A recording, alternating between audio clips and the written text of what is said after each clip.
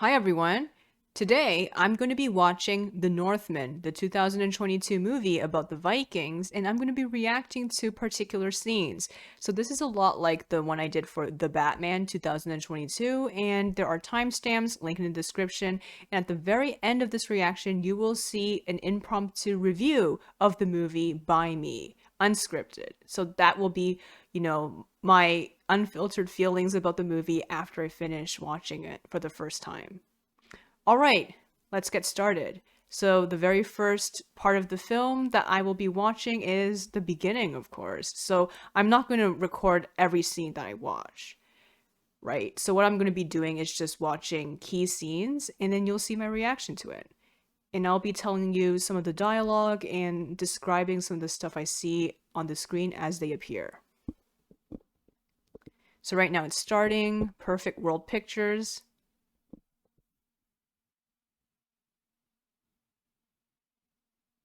I hear the drum beating. And I see a mountain. Hear me, Odin, all father of the gods. Summon the shadows of ages past. When the thread-spinning Norns ruled the fates of men.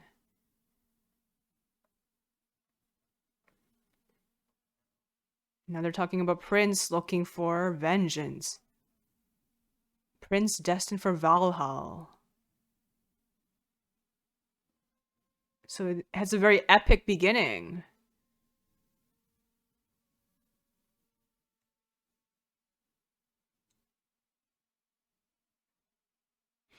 We see this beautiful ocean that's very gray and a crow, reminding us of Odin.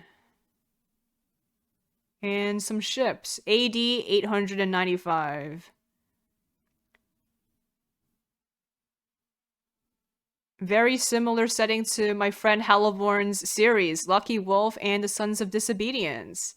I can see why, this was very inspirational for her. Oh, and we see the Viking village now. The little boy saying he's here. I guess the dad's back? Because I do know that this is a story about the kid avenging his dad.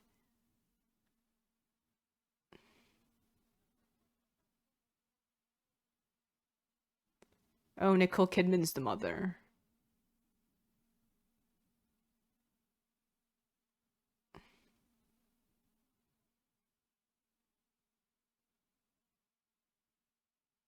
Oh, here he is on the white horse.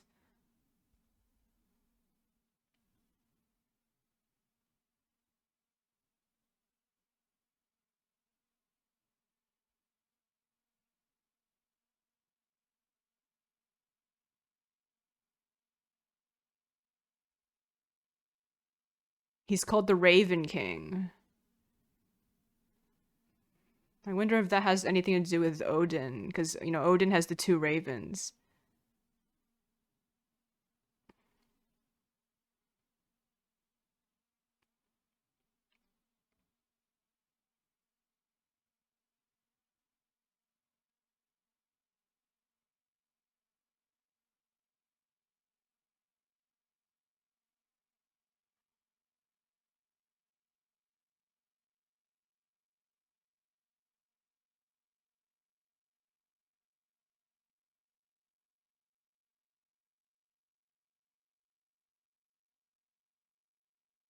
They're carrying something. Is it, coffins?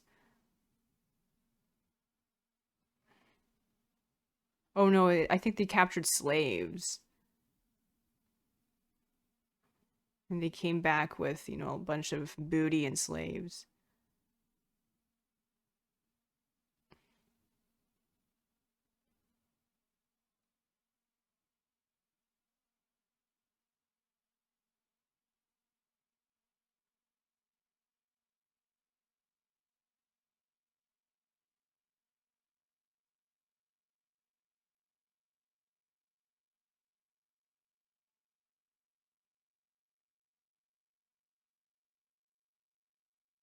And that's the main character, Prince Amleth.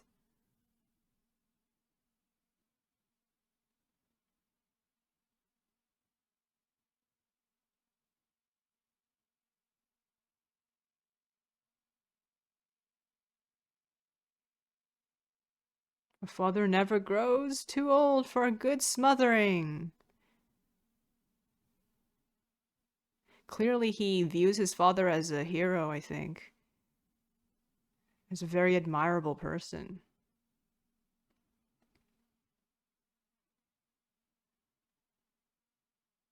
We'll finally find out what's in those boxes they've been carrying. Is it for a ritual?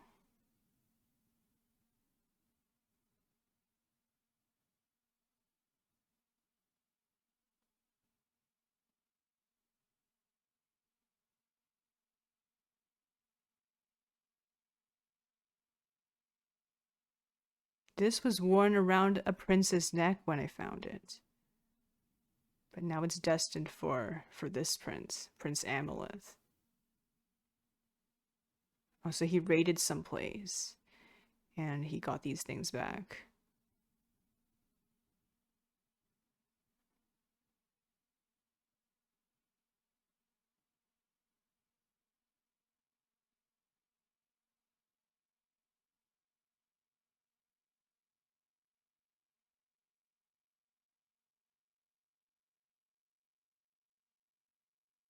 Is this guy who wants to betray him?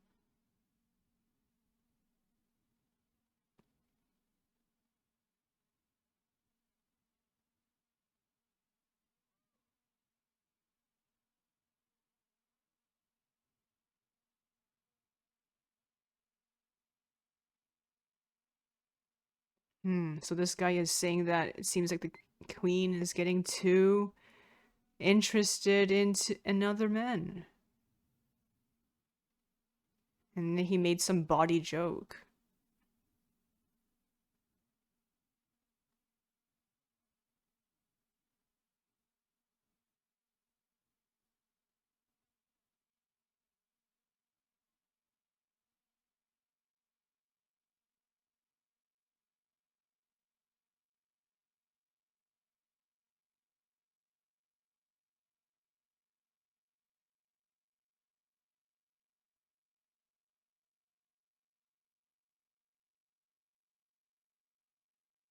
Skull!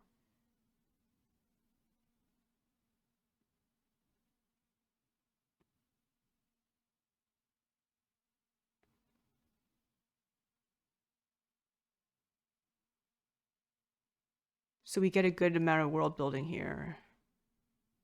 The enemy has a taste of my liver.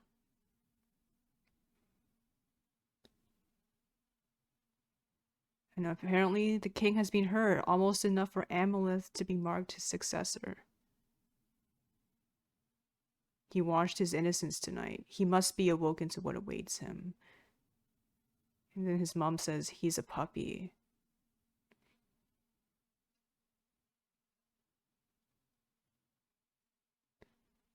I wonder what's awaiting him.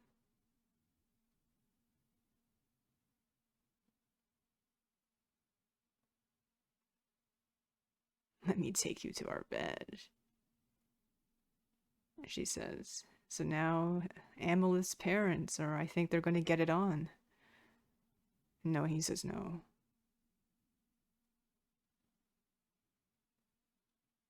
He has to defeat this wound. He refuses to die in sickness.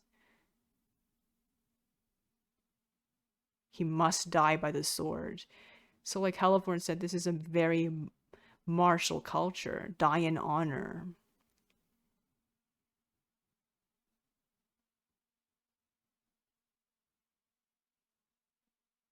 Because when they die in battle, the Valkyries come and get them, right? And, you know, they get celebrated for dying in battle.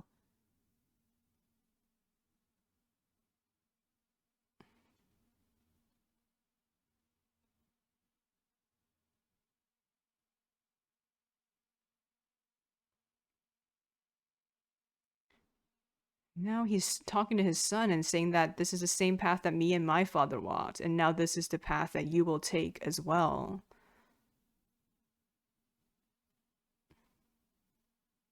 And let's see what this path is. They're entering this house, and, you know, they're wearing robes.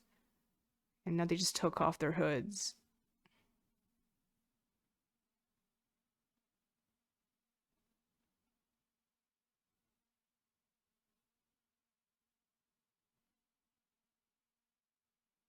He's dipping one of the bracelets in blood.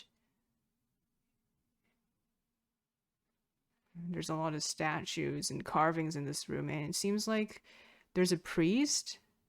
Oh, okay, so the carving of Odin, and there's a priest underneath that.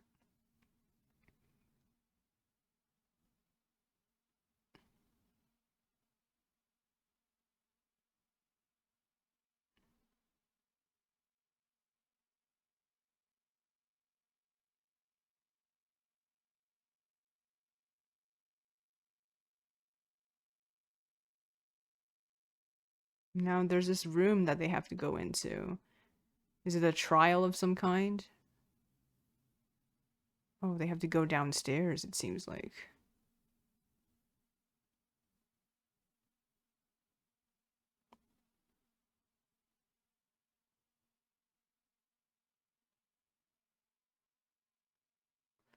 Okay, now they're like howling.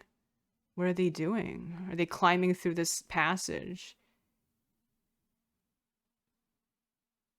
Okay, so it seems like it's some kind of ritual. And they're howling. Is it the wolves of the High One, the priest says? Or is it the barking of the village dogs?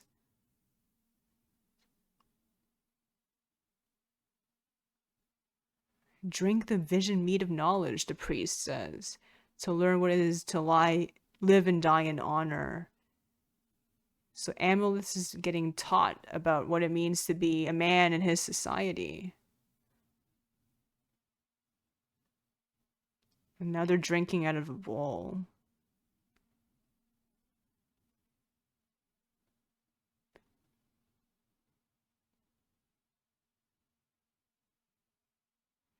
So they have to prove they're not dogs, but they are men.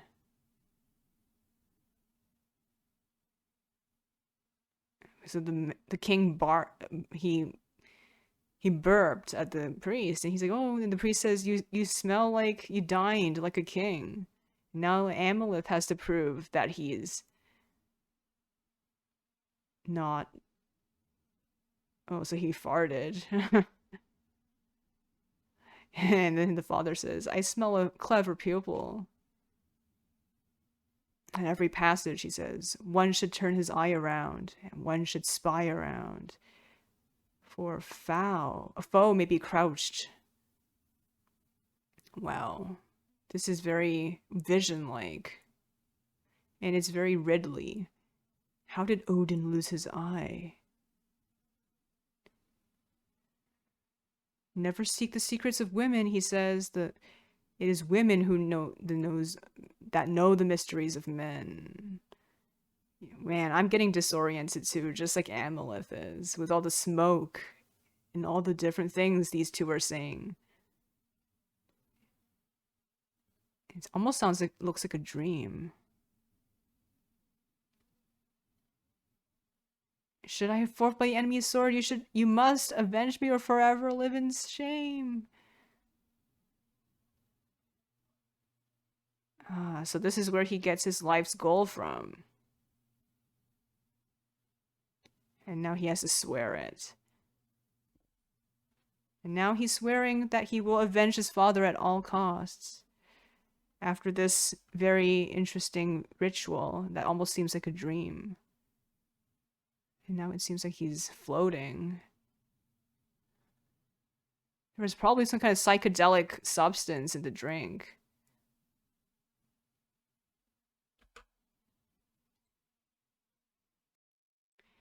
And now, Amalith has reached out and touched his father's wound during the ritual, and now he's getting sucked into the surreal world of the tree.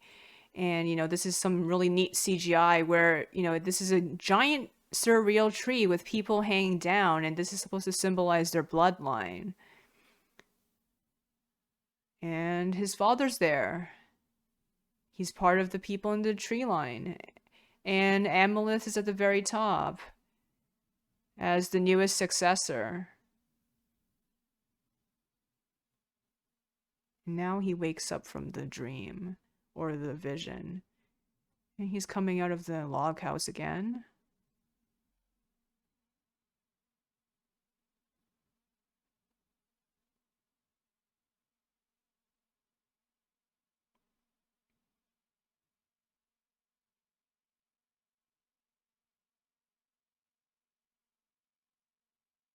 And now it's snowing outside and he's catching snowflakes on his mouth. Oh, and suddenly there's an arrow just that quickly.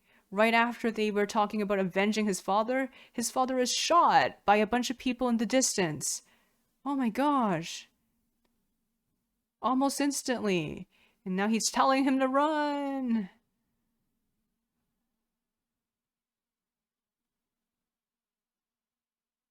Now he has to watch his father dying, I guess. And his father will die in battle. Oh my gosh. This is very traumatic for him. And just look at how he's breathing. Oh my gosh. Okay, so the father is dead now.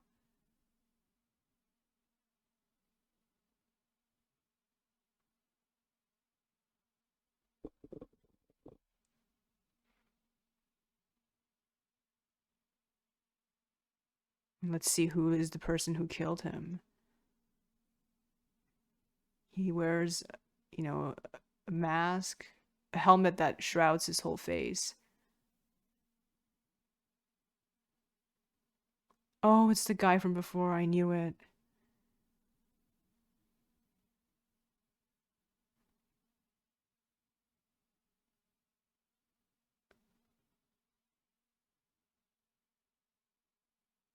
It's his brother.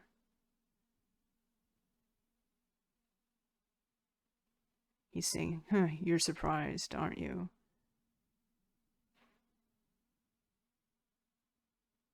So it seems like the brother is a bastard.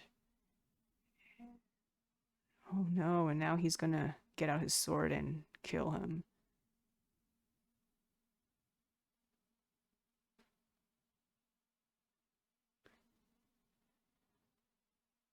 He's a half-breed, huh? I wonder what that means. What does half-breed mean? What is he? Is he half a slave or?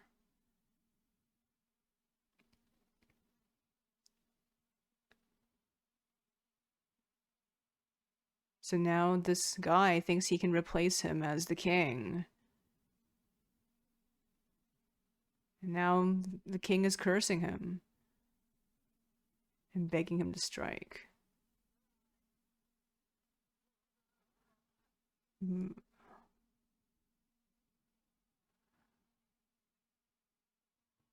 Oh, wow. He cut off his head.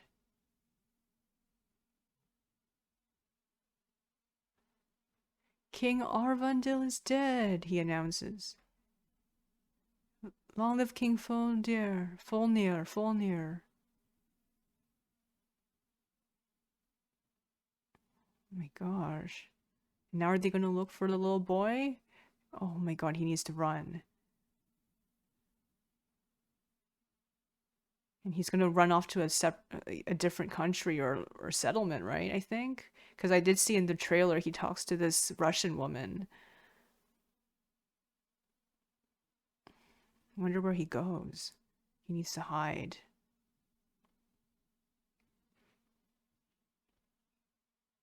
Oh my gosh. Okay, so he's hiding here. That's good. I don't think he can outrun those people, so it was wise of him to hide. Okay, run, man. Oh no! Oh god, he got captured. Oh, okay. He poked out the guy's eye or something? Wow, that was good of him.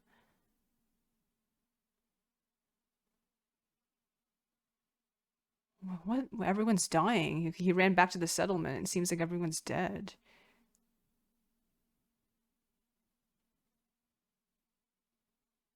Oh my gosh, he killed everyone.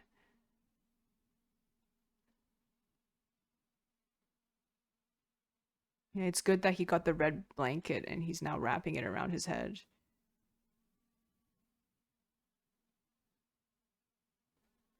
And now he's kidnapped a bunch of women, including the mom.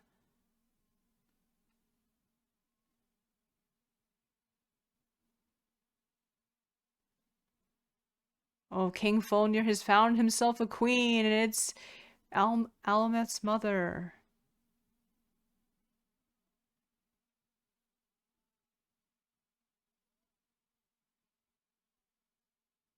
Oh, he cut off the dude's nose. Okay.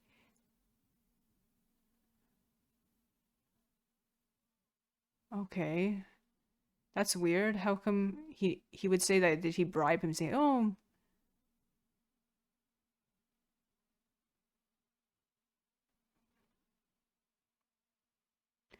and now he's rowing away.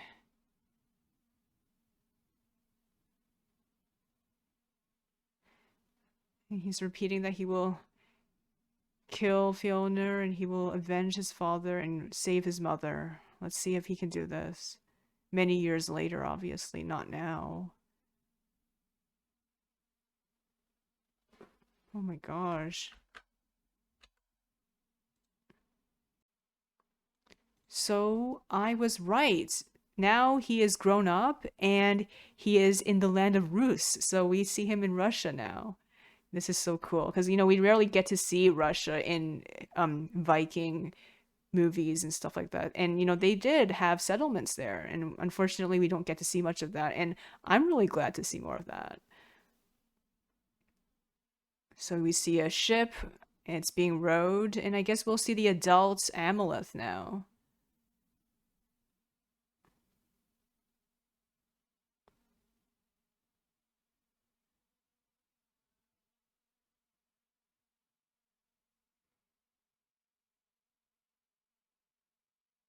There he is rowing the boat.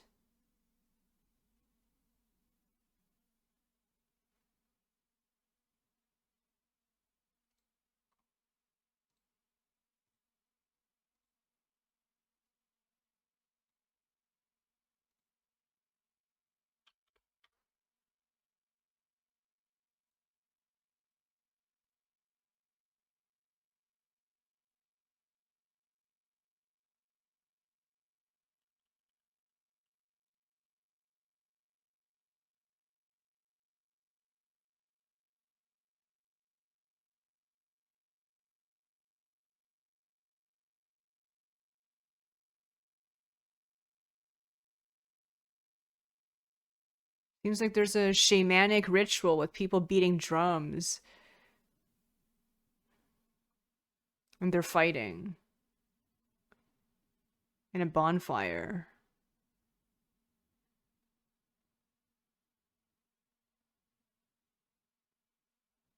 This is an incantation to, the warrior gods. This is a lot like the troll songs that me and Hellborn analyzed on her channel, Dr. Metalhead.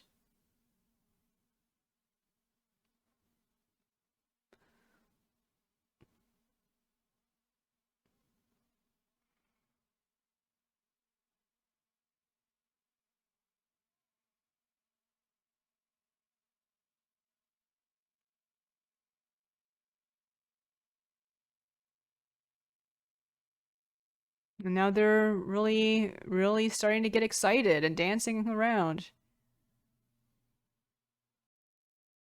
So now it seems like Amaleth is leading, or he's not leading, but he's part of this entourage of people who are hacking into uh, a fort, I believe.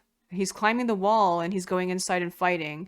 And one thing I noticed is he's kind of like a berserker, He just screams and he's very, very into fighting. And, he's always thinking about, how to continue fighting. A lot like his father, this very martial spirit. Wow, he's just jumping around and just killing all these people and inside the fort. I guess he kind of sees it as training, preparing for that day when he will seek his revenge.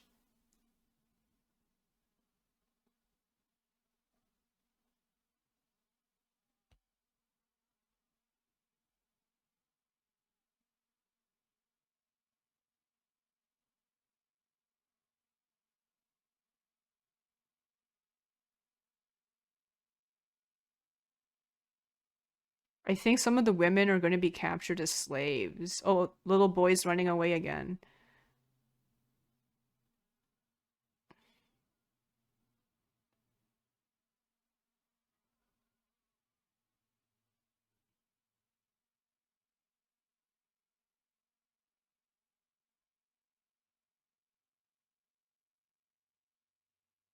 He doesn't even need armor. He's just surviving on pure rage and adrenaline alone. Well, the people he's taking down are armored and on horses too. Oh my god, he's eating. He's like, he really is the wolf spirit. He's like eating someone's face or biting their neck or something. Oh, and he's howling. It's almost like he's going into a high state.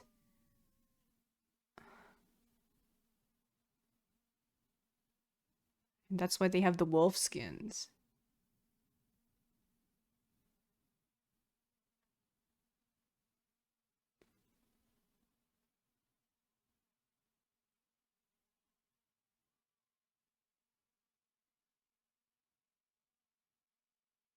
I am confused. What's happening here? So then they're shoving all these women into the line and just stealing stuff. These savages make for fine chattel, so they're going to be selling some of these people. And by their clothing, they are Rus peasants.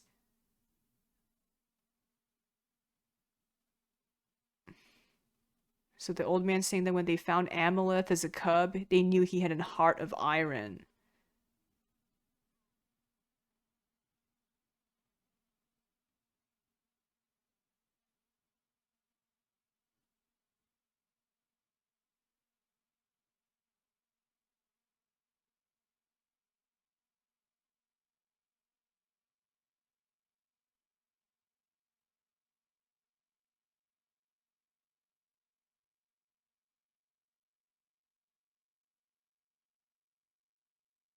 Well, there's a little boy too, and he's running away.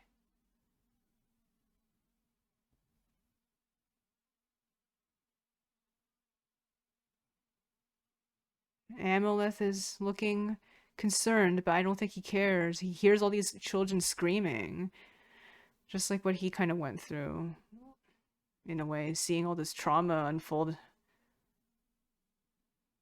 But he just doesn't care. Oh, wow. So they took some of the kids inside a house and they're setting it on fire.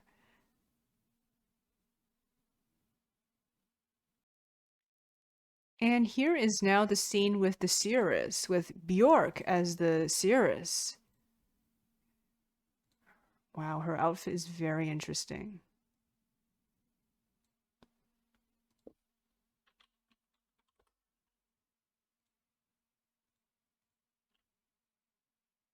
I can barely recognize her. It is not enough to be the man that never cries, she says. Prince Amleth. And now he's shocked. The prince that turned from his fate. A beast that cares for naught. A beast that brings tears from the eyes of man. For now remember for the whom remember the oath to right the wrong. Remember the Raven King. Remember.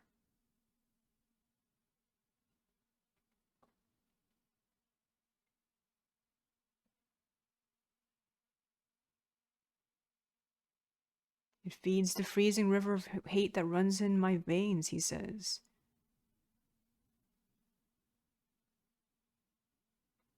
She says there's going to be a burning lake in the ocean, bursting from a black mountain's peak, and he will be drowning his father's killer there.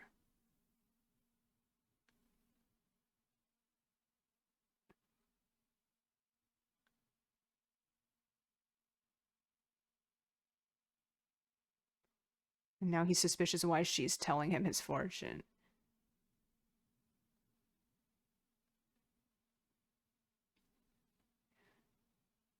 A maiden king beginning her journey soon. And then she tells him that he cannot escape the fate that the Norns have spun. Oh, and she disappeared. So that was a vision, sort of.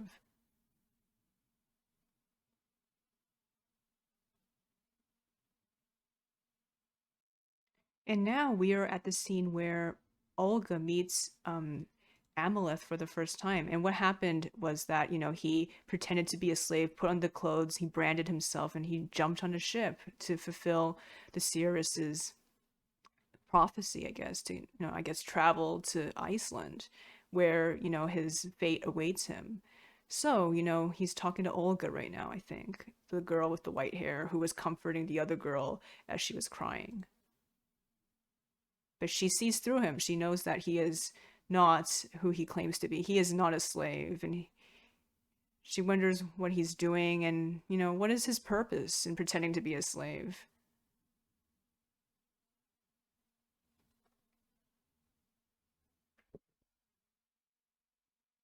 And now it's very dark and, it's a very, very stormy night and the ship is nearly going to get blown over.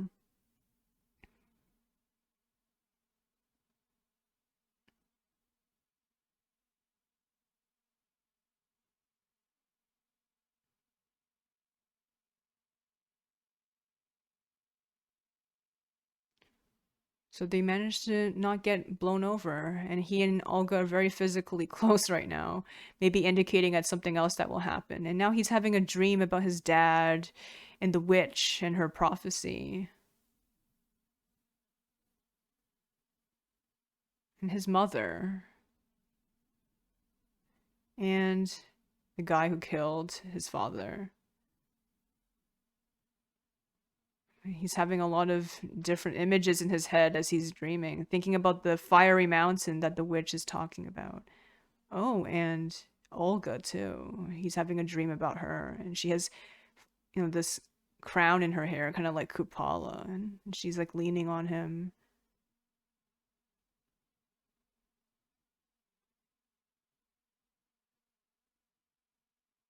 Now he's thinking about the tree again.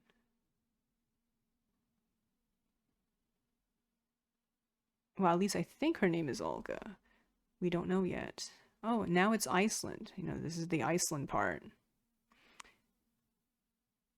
And now they seem to have arrived in Iceland.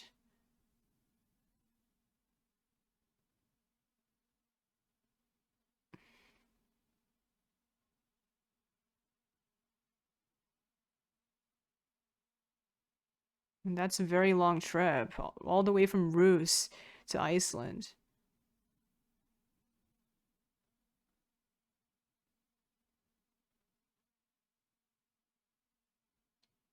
Hmm.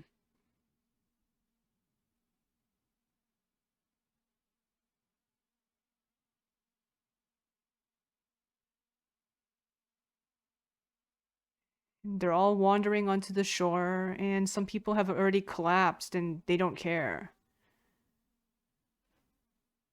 Oh, it's the guy with no nose. He's there. He doesn't realize it's Amleth, though. Wow, Iceland is beautiful. It's huge, much huger than I thought, and they're all walking there. Where are they heading towards?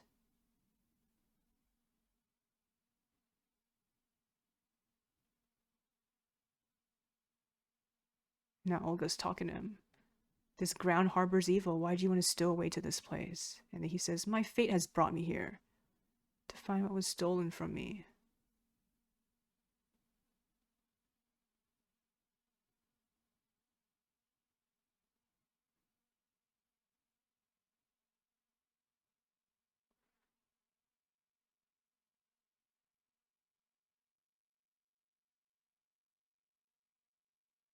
And she says, I am Olga of the birch forest. And she vows to escape this island.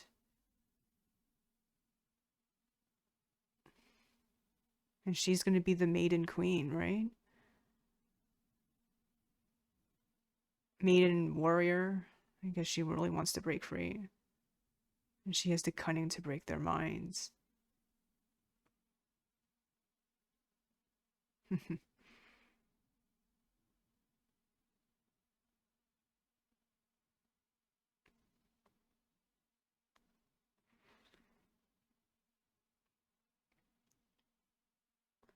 Oh, we see Fjolnir and his son, I think. Now he's kind of grown up. Not grown up, like 10 or 11 or something, before he was a baby.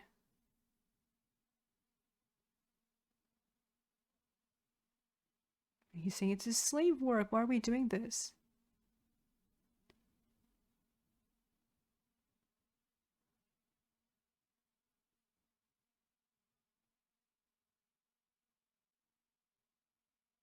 And he's saying, it's best to be prepared for both, being a king and a slave, because you never know if you can make it to the next year as a slave or a king. Fortunes can change so quickly.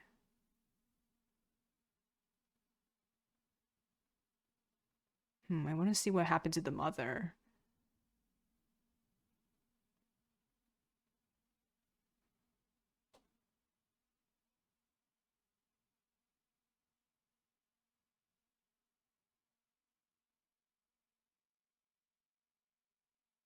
Oh, the people have arrived, the slaves.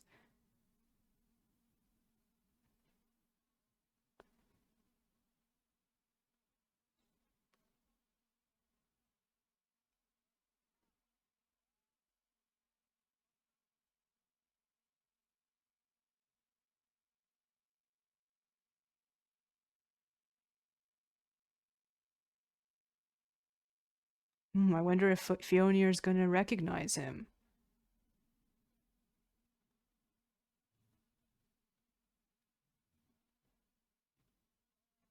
Oh, now he's freaking out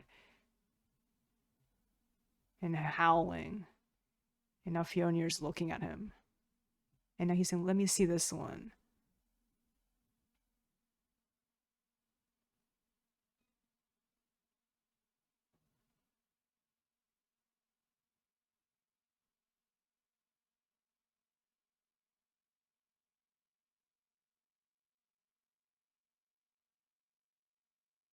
So we're gonna keep him.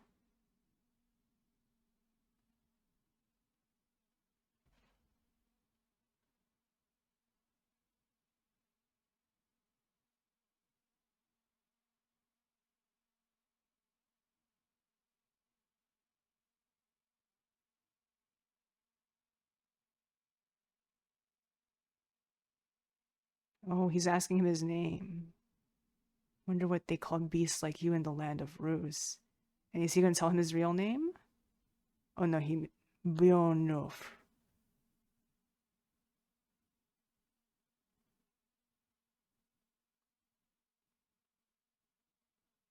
But if you're as untrustworthy as a wolf, I'll swear I'll put you down myself, Bionir says. Fionir says.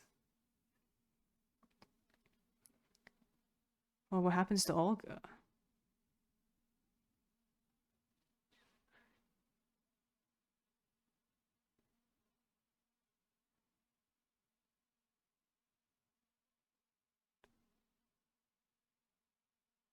Oh, she's here, so Olga's gonna be chosen for the kitchen.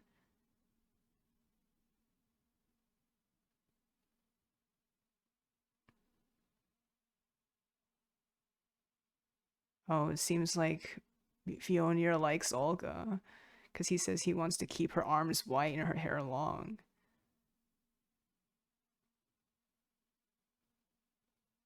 Oh no. I'm pretty sure she's gonna do something if he does anything bad or questionable.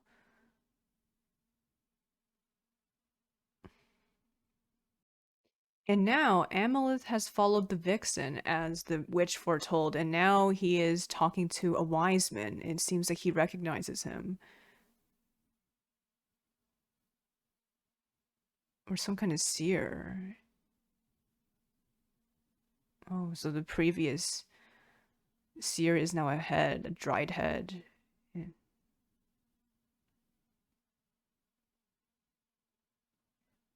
Fionir cut out his tongue and plucked out his eyes before killing him.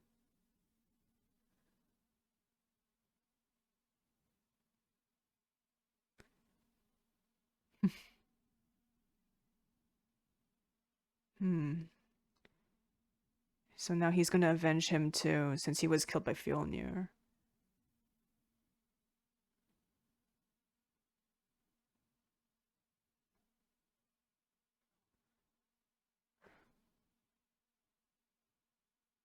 And the old man says, "You're still a beast cloaked in man's flesh."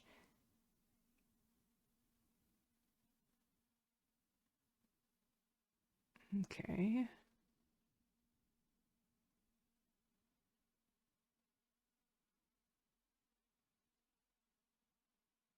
And now he's moaning and going into some kind of ecstasy kind of dream and communicating with the spirits and beating the drum. Wandering prophet, he says.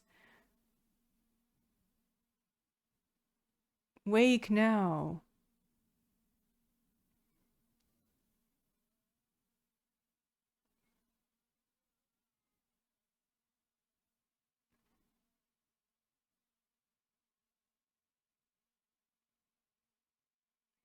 He's going into a frenzy.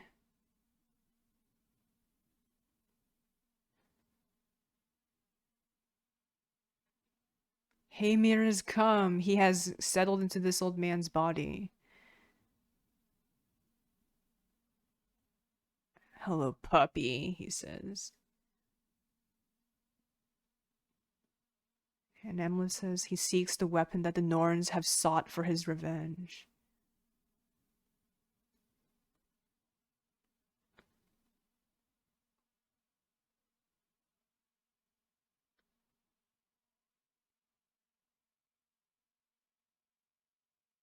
So now they're talking about sword with the most secretive rare iron. I wonder where he's going to get this. This is very epic. This is really like a saga, like Celeborn said. Especially how, kind of like King Olaf, from ninth century Norway, someone who was a slave and then he became a king. So this could have happened, this is something that could have happened.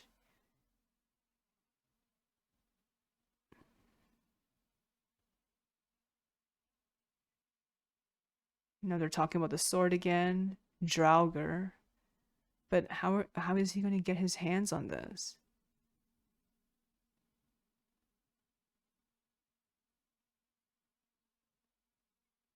And now the ritual ends.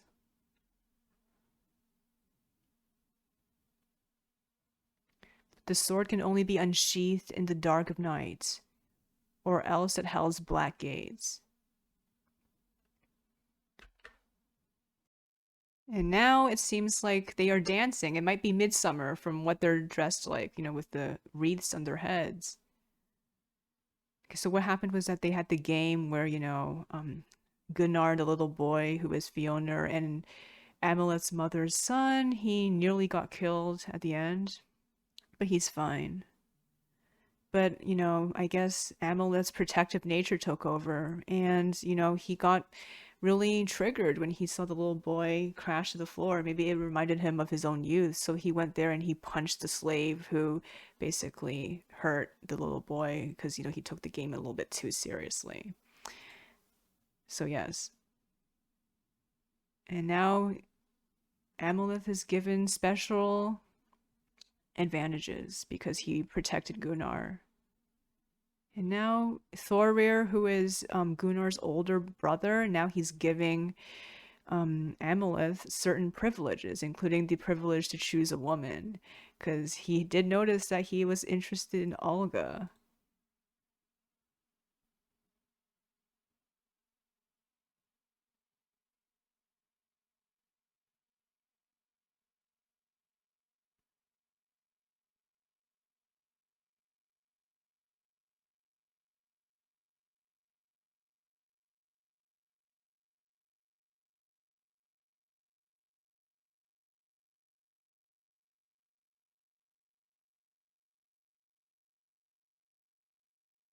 Man, Thorir is such a pretty boy with his skin texture.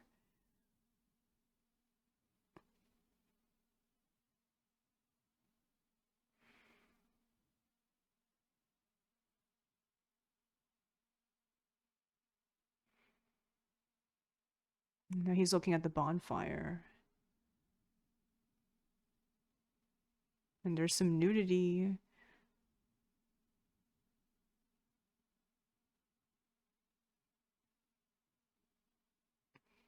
He seems very serious. He just doesn't care that this is going on around him. Well, there's Olga.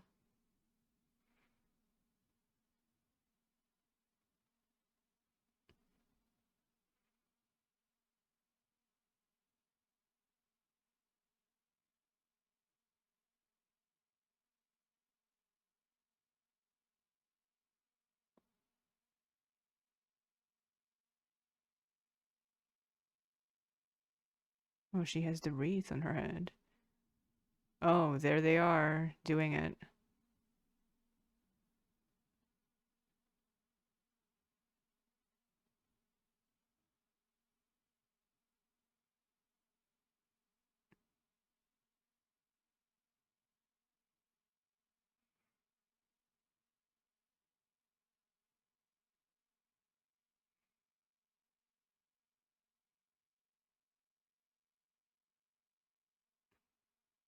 What is she doing?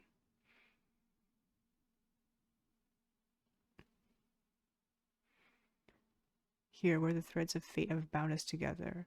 Here I speak with the earth. What does the earth tell you?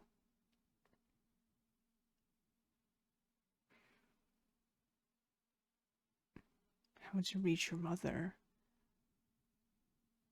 She says her earth magic will stoke the flames of her sword, of his sword.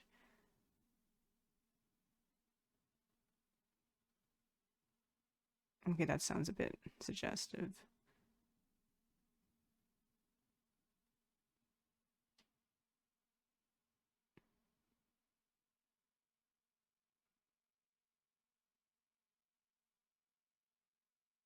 So they will start the revenge after this night.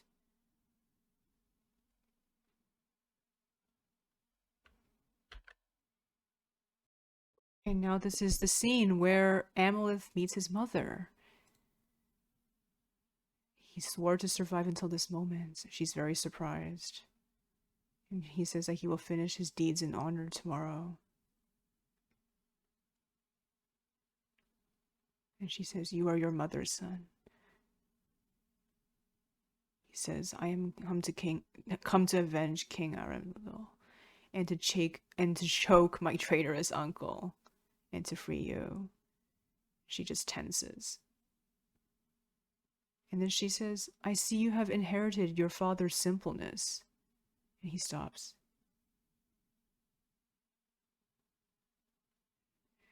She says, "I never mourned him." And he says, "You were his queen." She says, "Your father endured me because I bore him a son." And now he's shaking. She says that he only cares about money and rutting his whores. "I don't know if he had enough heart to love you." She's just breaking the truth to him.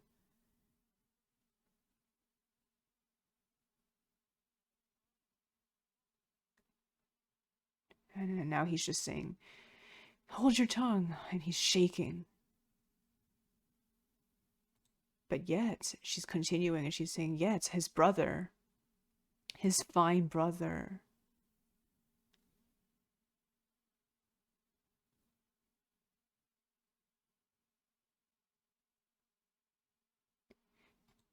And then she says, "Your uncle loved me, though he knew well my past."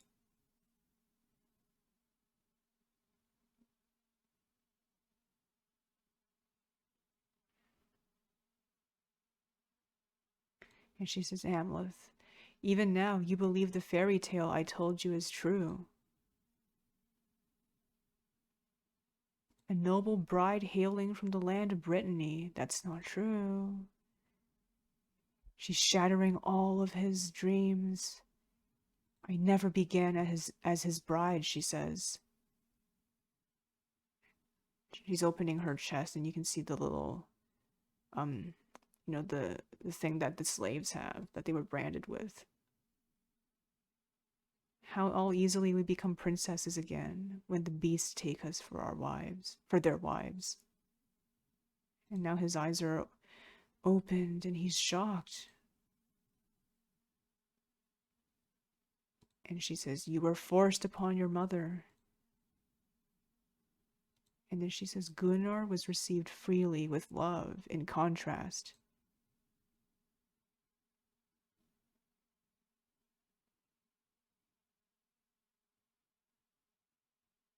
And then she says she's lowering herself on her knees and she says, "It was I who begged on my knees for Fomnir to kill King Orvandil. I pressed my lips upon his strong, sweet hand. I kissed it and begged.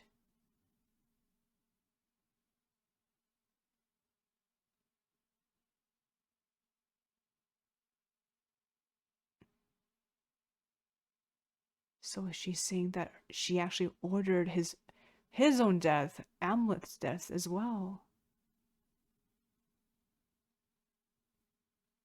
And then he says, but I saw Fjolnir carrying away and you were screaming.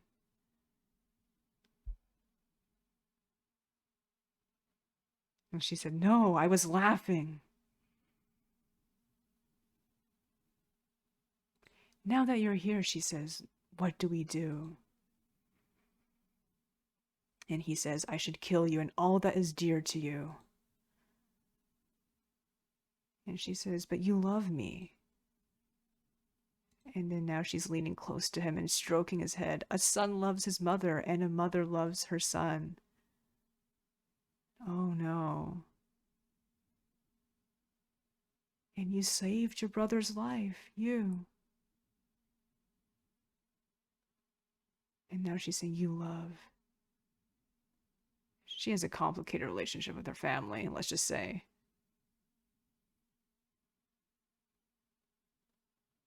She says, nobody but me knows who you are, and you are so hot for revenge. Child born of savagery. And now she's choking him. Now, if you kill Fjolnir, she says, if you kill Thorir, and if you are so untamed to kill my Gunnar,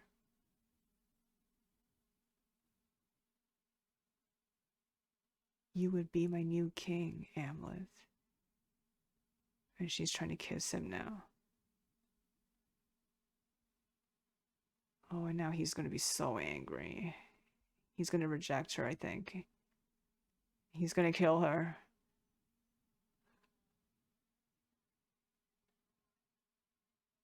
And she says, your taste and your mind reek of your foul father. You should have joined him in death. And he says, your words are poison. My God, what's he going to do now? Set the house on fire? And she's laughing. Oh my gosh, this is a this is an amazingly acted scene. Oh, he's killing people. I think that's Thorir?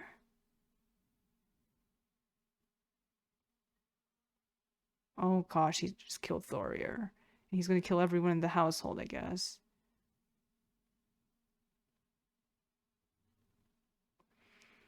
Oh man, Olga was right. And now she's here. And she asks him, where is your mother? And he says, she's as evil as Fjolnir. I will destroy him and all that she loved. I will become a hailstorm of iron and steel.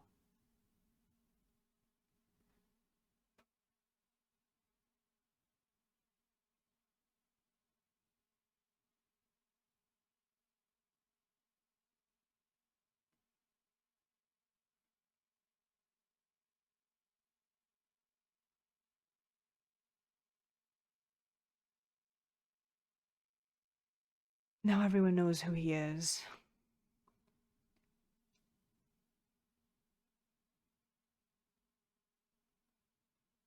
No, he didn't kill her. But Thorir died.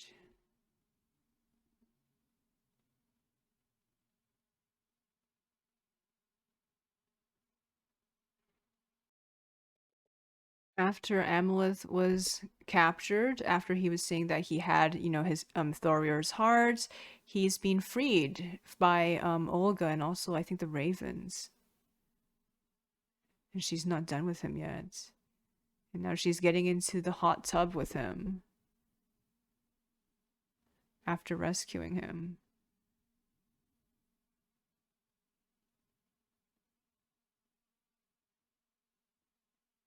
Man, that is a steamy scene.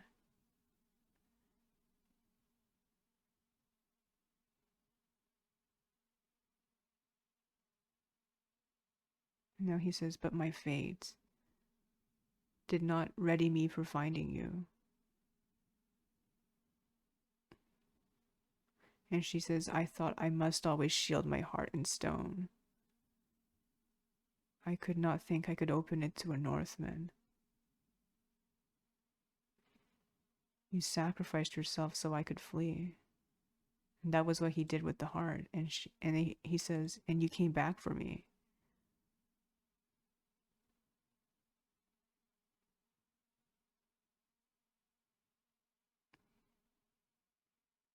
And he says, I have never felt close to another person. Oh, not since I was a child, but now he's thinking about his mom and all those things she said. And she says, I curse your mother's evil. And he says, she murdered my past. And then she says, could that not be your Norns of fate have spun another thread for you to follow?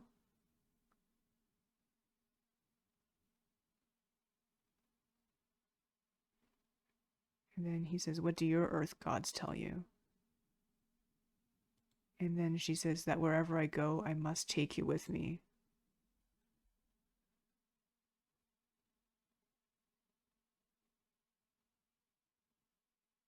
And he says, I have kinsmen in Orkney. We could find safe passage there together.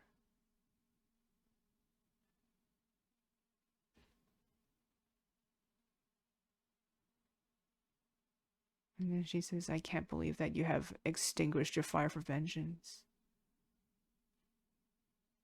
But he wants to be free of it.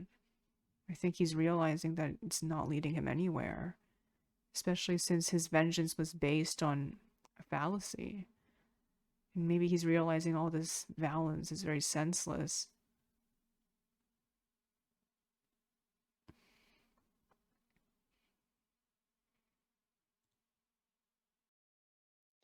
So now Olga and Amleth are on a ship, and he says that they're gonna sail to Orkney where they can have a peaceful life together.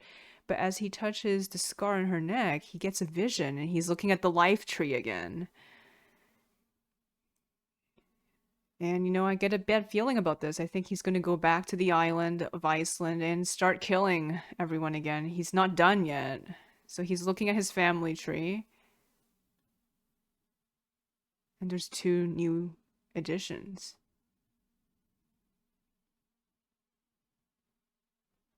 And he says, my own blood is inside you.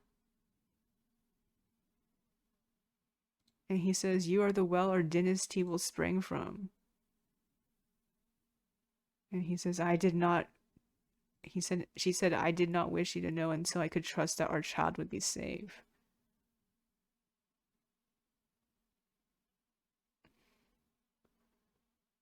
And then he says, while Fëanor lives, our children will never be safe.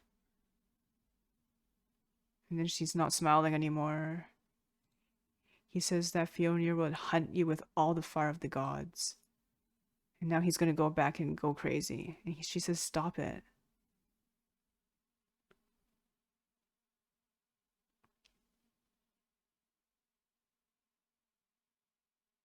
And he says, I wish to flee from you. I wish to flee with you from my fates. And he says I was a fool. And now he's going to go back. I know it.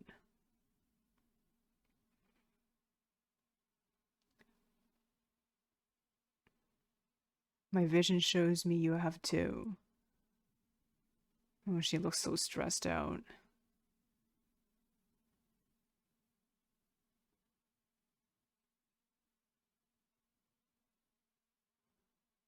Oh my gosh. And he just has to do it. He's so obsessed with this prophecy thing. He must choose between kindness for his kin and hatred for his enemies. So I guess he has to go and choose hatred for now. No, he chooses both, he says. And now he leaps off the boat. Even if he did,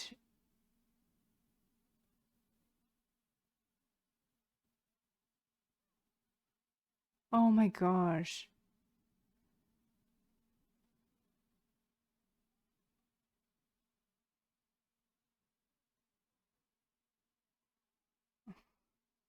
No. Oh my gosh.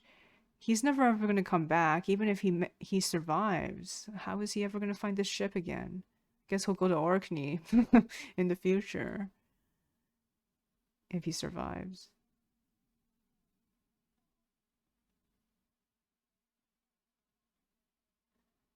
And she's saying something in Russian. Cursing someone, I think.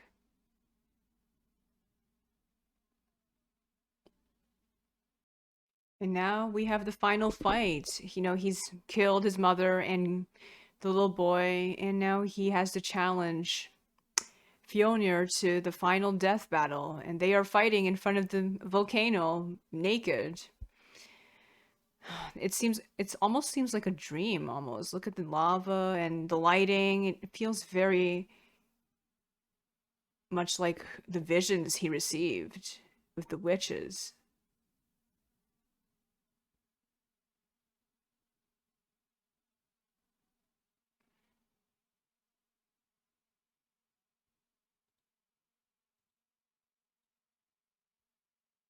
Oh, fatal blow.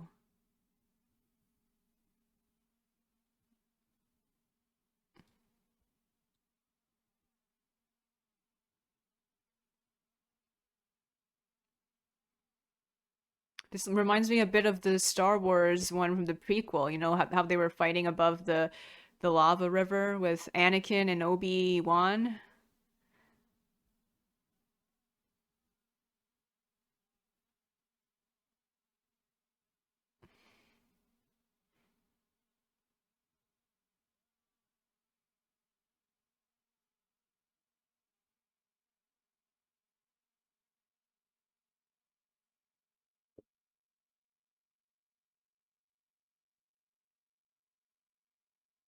They are quite evenly matched.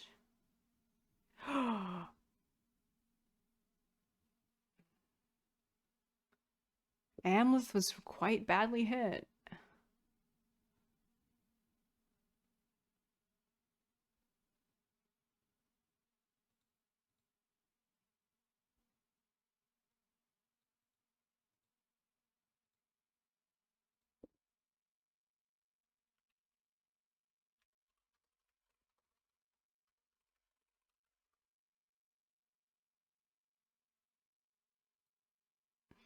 Now Fjolnir's just extending the sword near him. It seems like both of them are villains in a way. Maybe Amlet's more of a villain, I feel like, in many ways. Oh, now they're screaming at each other. One more time, one more fight. Oh, oh my gosh. Someone's head fell off. It's Fionir's head. But then at the same time, Amleth has been stabbed in the heart. Now they're both collapsing.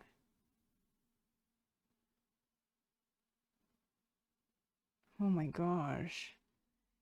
So much violence. So much death in the last 20 minutes of this film. And now he's just lying there, Amalith, and just thinking. His eyes are open and slowly starting to close. He's thinking about Olga again and their children. The thread that binds us can never break.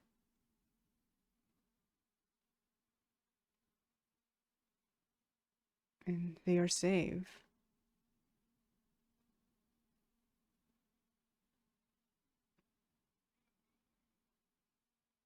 Now make your passage. Now he's going to Valhalla.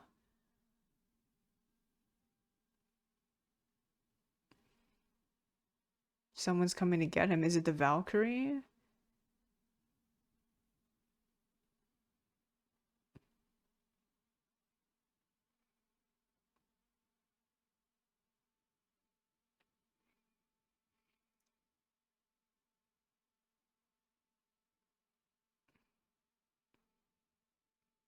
Oh, wait, that is him. The figure is him crossing into Valhalla while his body remains there.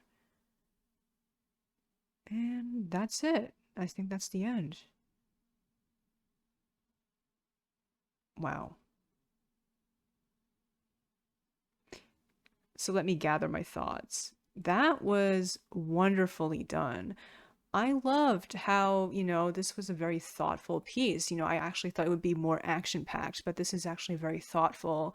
And, it makes us really think about how epics were construed in these times and, how people viewed things back then. As Gudrun, Amleth's mother says, many people, like such as Amleth and his father, were very simple minded, viewing things in very black and white. And, this is something that can cause a lot of misunderstandings. And I think, this reduction of I must do this, I must do that leads to even more violence. I think this was a really interesting take on the Hamlet story as well, but kind of Hamlet, but without the modern elements of who am I, and why am I here. I think there were parts where he questions why he is doing this, like at the end with Olga when he's on the ship with her, but then ultimately he is obsessed with predestination. And as me and Helleborn have talked about in some of our song analyses on her YouTube channel, Dr. Metalhead, such as the one about Arcona, predestination is a big theme in these pre-modern societies. People didn't think they had a lot of control over their lives, and they actually attributed a lot of choices or non-choices, inactions in their lives due to gods or fates or just something that they can't control. And we see this in full swing in this story. If he had just stayed with Olga, I think that would be slightly less bad in a way, because yes, he already did a lot of damage, and what use is the revenge? If anything, I think he's raging at the end after what his mother told him against his constructed self, in a sense, because he's so disappointed that his whole life he was just so fixated on getting revenge for his father, and now he just feels this burning rage that he wasted his whole life on that when there was no point. He wasn't the hero. No one was a hero, you know so I think that's something that really tears him apart, but he just can't give a name to it. He doesn't have a concept for it. All right, I think that was a wonderful movie, so I will give it 4 out of 5 stars. At some points, it does feel a tiny bit slow, but I did like it. That really added to the atmosphere and, the building up to these things. And I guess what I would like to see more is Amleth's reasoning for wanting to go to Iceland. I know, the seeress told him that it was his fate, but, it was quite a sudden shift from being in Rus and suddenly disguising himself as a slave just to get revenge. I would have liked to see more of a transition there and more of a reason rather than just a seeress saying, oh, it's your destiny and he believes that he should. I think that would be excellent.